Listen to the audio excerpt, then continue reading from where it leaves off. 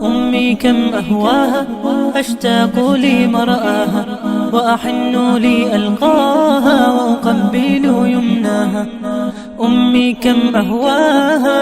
Bagaimana hukumnya orang menipu ibu kandungnya atas perintah istrinya?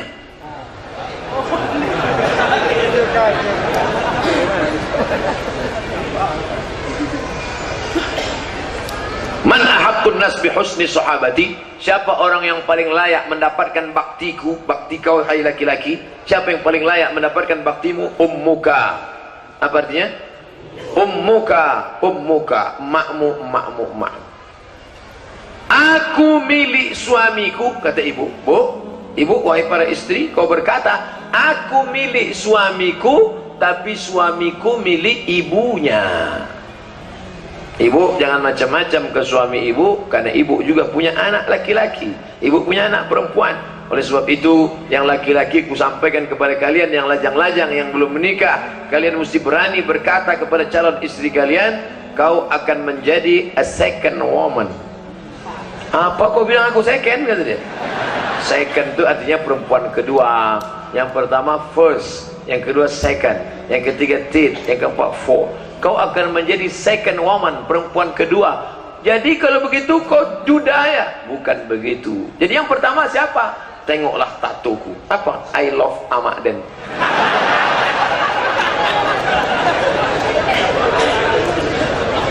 Sembilan bulan 10 hari kau menumpang di perut emakmu apa di perut binimu?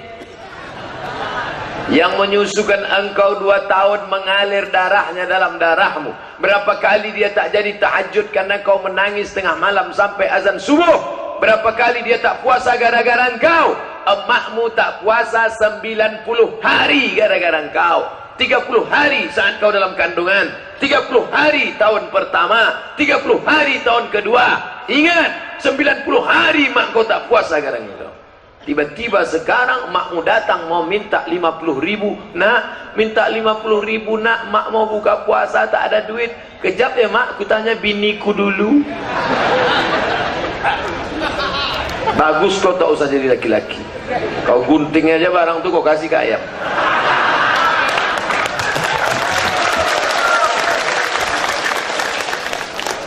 Apa hukum main arisan uang dengan melebihkan 1 nomor untuk ketua yang memegangnya? Kita berkumpul 10 orang, sejuta, 10 orang kita berkumpul, lalu kemudian kita goncang ini. Nanti siapa yang namanya keluar dapat 10 juta. Tentu yang mengutip duit itu kan dia pakai Honda, pakai minyak, maka kita kasih dia duit biaya operasional, bukan 1 nomor dihususkan ke dia. Kira-kira berapa layaknya tukang kutip? Begitu kalau mau halal. Kalau tidak nanti bisa jatuh ke dalam riba. Apalagi arisan yang tak jelas pesertanya. Bu, ibu mau buat arisannya? Ya. Saya kau nari sekali narik berapa? 10 juta, tapi kau cuma nerima 9 juta, yang 10 itu bisa riba nanti. Jadi kalau mau kumpul kita 10 orang, sebetulnya akadnya itu akad utang. Orang yang ikut arisan sebenarnya akadnya akad utang 10 bulan kali 1 juta sebulan 10 juta. Tapi dengan cara biaya operasional minyak dari panitia pengumpul nih. Kalau tidak nanti diambil itu bisa menjadi riba. Na'udzubillah. Penjelasan mengenai riba dan perbedaan konvensional dengan syariah. Duit, pinjam duit, bayar duit berlebih, riba. Pinjam 100.000, bayar 120.000, riba. Pinjam 10 juta, bayar 1.200.000, riba. Bank syariah itu Pak Ustaz. Coba bank konvensional. Bank konvensional minjamkan duit. Pak, bank konvensional, ya, pinjam aku duit, aku mau beli mobil, berapa harga mobil? 100 juta. Dipinjamkannya 100 juta, bayar 120, riba. Kalau bank syariah tak begitu. Assalamualaikum bank syariah. Waalaikumsalam. Pinjam duit bank syariah. Maaf, kami tak melayani peminjaman duit. Untuk apa Pak? Untuk beli mobil. Di mana mobilnya? Di showroom sana. Bank syariah membeli mobil itu cash setelah mobil jadi milik bank syariah menjualnya secara cicil, maka akadnya uang dengan barang tidak riba, uang dengan uang riba, itu beda. Tak nangkap saya Pak Ustaz, orang kalau keluang cairan memang payah nangkap, dehidrasi namanya. Bagaimana silsilah mahram dalam syariat yang harus ditegakkan? Boleh bersalaman di hari raya. Saya yang boleh saya salami mak saya, habis itu adik mak saya, habis itu kakak mak saya, habis itu adik saya, habis itu kakak saya, ke atas emak, adik emak, kakak emak, ke atas lagi nenek, adik nenek, kakak nenek, ke bawah anak perempuan, cucu perempuan, ke kanan saudara perempuan, anak saudara, keponakan. Yang tidak mahram li ayyut'ina ala ra'si ahadikum, dicucukkan ke kepala kamu bimikhiyatin minan nar, paku dari api neraka dicucukkan ke kepalamu, khairun, lebih baik daripada menyentuh tangan perempuan yang tak mahram. Jadi Ustaz Somad di kampus UIN kalau ada mahasiswi mau salaman gimana? Ustaz, dulu saya waktu pertama mengajar, waktu belum nikah, waktu masih lajang, waktu sedang ganteng-gantengnya dulu saya ngajar, datang dia, Ustaz, mau disalami takut berdosa, mau tak disalam awak jarang-jarang dapat, berat dulu itu. Tapi untung saya dapat jurus, asal dia udah mau salaman langsung segini. Kadang kena juga sedikit, astagfirullah. Di mana Ustaz belajar cara salaman begini? Tak pernah saya pelajari di Mesir. Di mana? Di India, Mahabharata.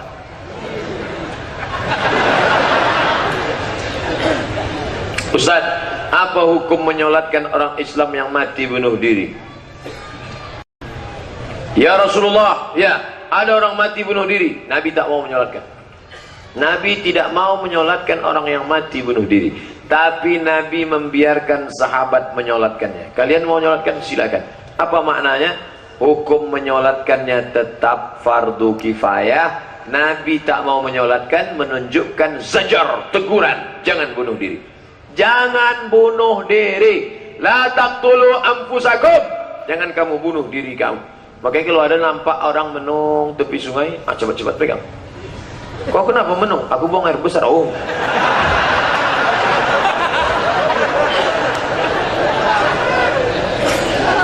Jangan bunuh diri. Allah Maha Kasih Maha Sayang. Ini mahasiswa semester 6 dah mau bunuh diri. Kau kenapa? Ini Pak Ustaz, SMS nggak dibalas, telepon nggak diangkat, galau. La ilaha illallah. Oh, saya antuk kan aja kepalanya ke dinding. Oh, orang tak bisa sekolah, tak bisa makan. Di Palestina ditahan tentara Israel. Semangat jihadnya luar biasa. Ini baru sikit aja sudah mau bunuh diri. Terlambat kiriman dari kampung, mau bunuh diri. Apa ancaman bagi orang yang tak tegur sapa dengan kita? Kita tetap berusaha ingin baik padanya, tapi dia tidak, Pak Ustaz. La yadkhulul jannah, tak masuk surga qati'ur rahim, orang yang memutus tali silaturahim. Hadis riwayat Al-Bukhari. Ibu, bapak yang putus silaturahim, tetangga, muka, belakang, sahabat, kerabat, andai tolak, sambung balik. Saya sudah datang ke rumahnya Pak Ustaz. Assalamualaikum. Assalamualaikum. Yang keluar tutup panci Pak Ustaz. Kadang-kadang batu gilingan. Saya sudah datang ke rumahnya. Assalamualaikum. Yang menyambut bukan dia Pak Ustaz, anaknya. Anaknya pun tak menyambut. Lalu siapa? Anjing herder Pak Ustaz. Engkau tidak dituntut tentang perbuatanmu, yang dituntut perbuatanmu yang tak baik saja. Adapun orang itu mau memaafkan atau tak mau memaafkan, itu bukan urusan engkau. Yang penting kau sudah minta maaf. Aku minta maaf ya, dah, titik. Tapi jangan pula kau sebutkan dia, aku minta maaf ya, masalah kau maafkan atau tidak itu bukan urusan aku, terserah kau lah. Jangan. Aku minta maaf. Minta maaf. Ma min muslimaini, dua orang muslim yaltaqiyani, berjumpa, wa yatasafahani, berjabat tangan, illa ghufira lahuma, diampunkan Allah dosa mereka berdua, malam yatafarraqa, sebelum berpisah. Minta maaf, minta maaf, minta maaf. Perlu disebutkan silap saya? Tak usah. Minta maaf itu tak perlu kita sebutkan. Pak, aku minta maaf ya Pak. Udah, jangan bilang Pak, aku minta maaf, kemarin bini bapak aku bawa 3 hari. Oh, Ya, kejap ya, aku ke belakang sebentar. Rupanya bawa parang panjang. Jangan. Cukup sekadar aku minta maaf. Tapi kalau terkait masalah duit, masalah materi, sempadan tanah, ini kebun engkau, ini kebun aku, ini BPN, Badan Pertanahan Nasional, jangan sampai geser sempadan. Ya, malam-malam digeser. Siapa yang menggeser sempadan tanah faidah shibrin sejengkal, quyida, dililitkan nanti di lehernya hari kiamat. Sab'i aradin, 7 lapis tanah akan melilit leher. Terus disebutkan itu, aku minta maaf Pak, kemarin ku geser tapi udah ku balikkan dah. Supaya tidak utang piutang. Ibu pinjam panci kemarin belum balik kan. Mohon maaf ya Bu, kemarin ku curi celana legging ibu di jemuran. Aku pun mencuri juga aku tadi. Pernah kamu geser sempadan tanah sejengkal? Alhamdulillah sejengkal tak pernah Pak Ustaz. Yang kemarin tuh 3 meter. Lebih gawat rupanya. Ada anak yang hamil di luar nikah, kemudian dinikahkan oleh orang tuanya saat masih hamil. Setelah lahir anak, kemudian dinikahkan kembali karena takut nikah yang kemarin tak sah. Bagaimana hukum menikah wanita itu Pak Ustaz? Bagaimana hukum nasab tersebut Pak Ustaz?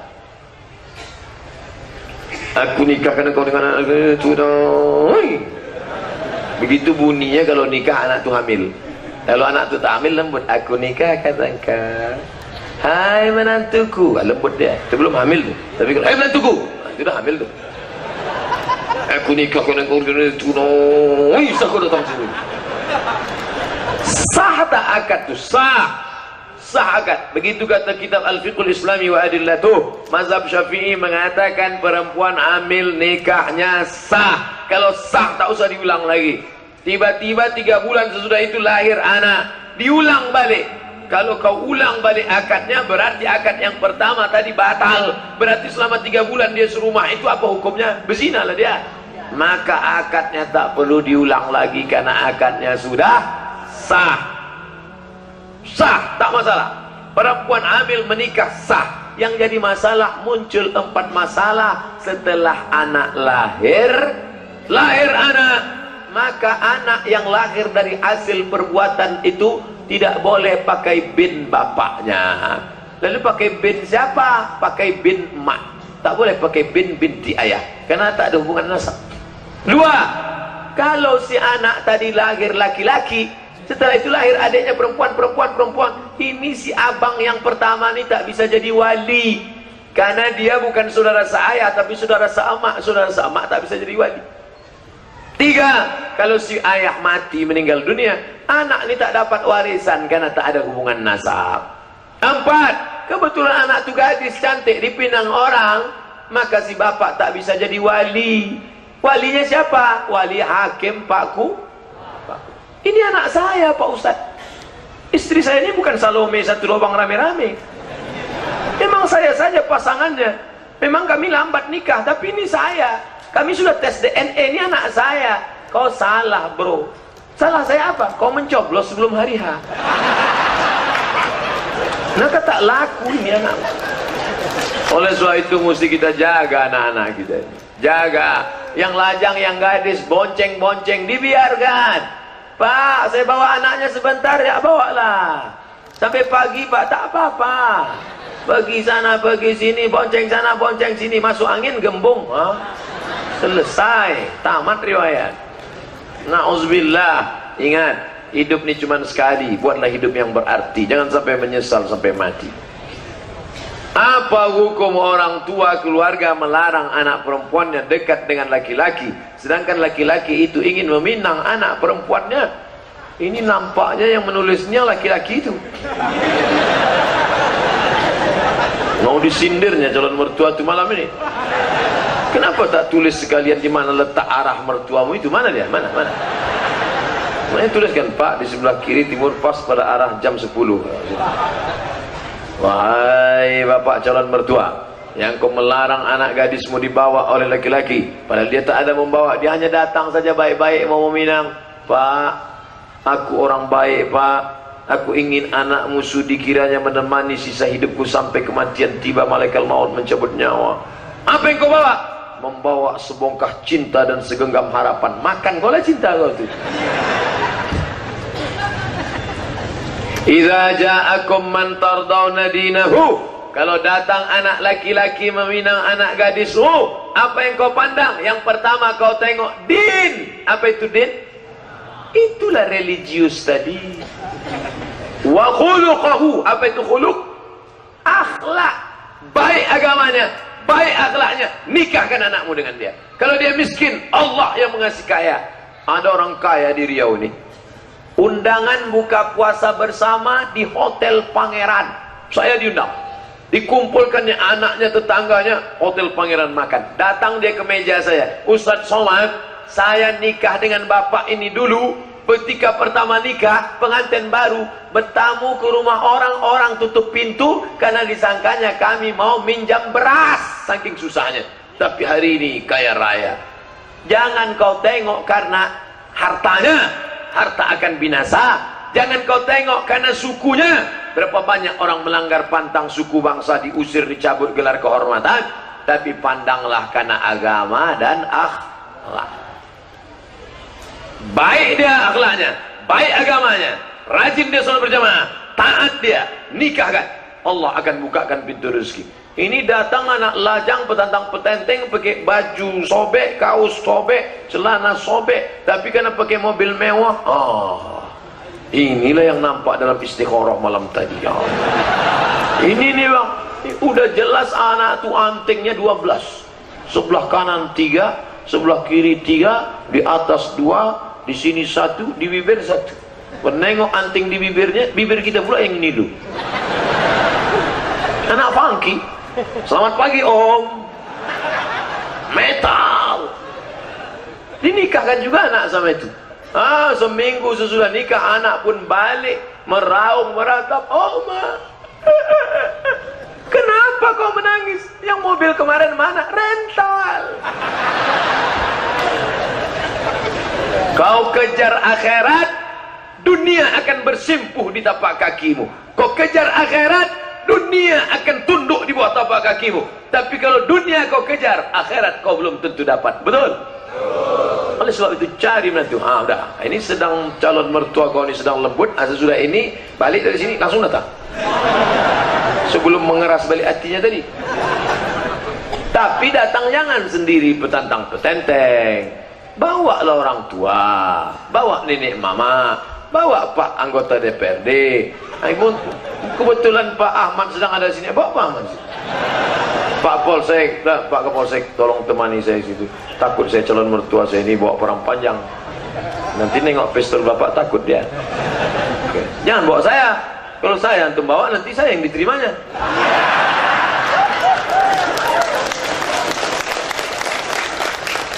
Bagaimana hukumnya mandi di dalam kamar mandi? Elok lah. Kita khawatir tuh mandi di luar kamar mandi. Kalau di dalam kamar mandi, apa salahnya? Oh, masalahnya di bawah. Itu makanya kalau membaca itu sampai selesai. Apa hukumnya mandi dalam kamar mandi? Tertutup, tak memakai kain basahan. Nabi Musa tak mau mandi ramai-ramai sama orang Yahudi. Orang Yahudi mandi ramai-ramai di sungai telanjang sambil ketawa tunjuk-tunjuk kiki. Orang Yahudi mandi ramai-ramai di sungai. Nabi Musa tak mau. Nabi Musa mandi sendiri di balik batu. Ada batu besar, mandi dia. Mandi di balik batu sendiri. Tak pakai basahan. Nah, datang orang Yahudi ngejek. Musa tak mau mandi sama kita karena dia kena hernia. Hernia itu bola lampu tuh besar. Musa tak mau mandi sama kita. Tengok tuh. Tengok Musa jauh kan? Dia tak mau mandi sama kita karena dia sakit kan? Karena sakit hernia. Bahasa kerennya hernia. Bahasa awaknya buih. Adik kau naik buih ni lah, omongnya mandi dah sama awak. Dah. Nah, Allah Ta'ala, Allah mau menunjukkan bahwa Musa tidak kena penyakit itu. digeser Allah. Waktu Musa sedang mandi itu bergeser batu itu. Batu yang besar itu tiba-tiba bergeser. Akhirnya mereka menengok Musa dalam keadaan telanjang, dan ternyata Musa tidak kena penyakit. Nah pertanyaannya, waktu Musa dibalik batu itu dia pakai basahan atau tidak? Tidak. Itulah dalil orang yang membolehkan mandi kalau tertutup, tak ditengok orang, boleh tak pakai basahan. Dalilnya hadis cerita tentang Musa mandi di balik batu, tak ada yang menengok. Yang tak boleh itu mandi bersama-sama, tak pakai basahan. Nah itu. Tapi kalau ada Buya mengatakan di kamar mandi pun pakai basahan, itu adab dari kalangan orang-orang tasawuf, orang yang mementingkan akhlak, malu ditengok oleh malaikat kiraman katibin. Tapi kalau cerita boleh tak boleh, boleh. Ini dalilnya tentang Nabi Musa mandi di balik batu. Tapi kalau ada yang pakai basahan di dalam,